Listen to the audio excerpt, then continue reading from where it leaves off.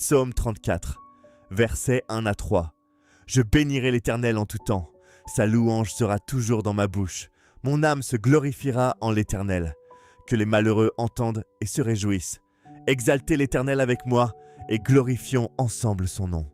Versets 4 à 5. J'ai cherché l'Éternel et il m'a répondu. Il m'a délivré de toutes mes frayeurs. Ceux qui portent leur regard vers lui sont dans la joie et leur visage ne se couvre pas de honte. Verset 7. L'ange de l'Éternel campe autour de ceux qui le craignent et il les délivre. Verset 8. Goûtez et voyez que l'Éternel est bon. Heureux l'homme qui se réfugie en lui. Verset 15, 17 à 18. Les yeux de l'Éternel sont sur les justes, et ses oreilles sont attentives à leurs cris. Les justes crient, et l'Éternel les entend. Il les délivre de toute leur détresse. L'Éternel est près de ceux qui ont le cœur brisé, et il sauve ceux qui ont l'esprit dans l'abattement. Verset 19. Le malheur atteint souvent le juste, mais l'Éternel l'en délivre toujours. Verset 22.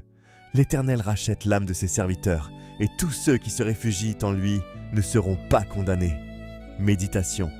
Je bénirai l'Éternel en tout temps. Ce psaume a un contexte extraordinaire.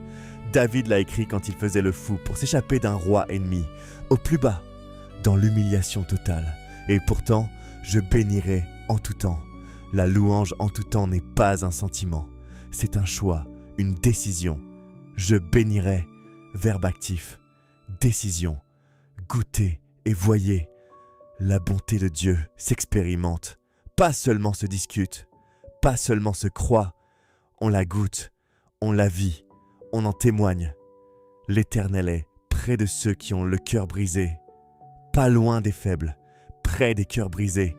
Sa proximité augmente avec notre fragilité. Le malheur atteint souvent le juste. Honnêteté totale. Le malheur atteint le juste. Souvent. Pas rarement. Mais l'Éternel l'en délivre toujours.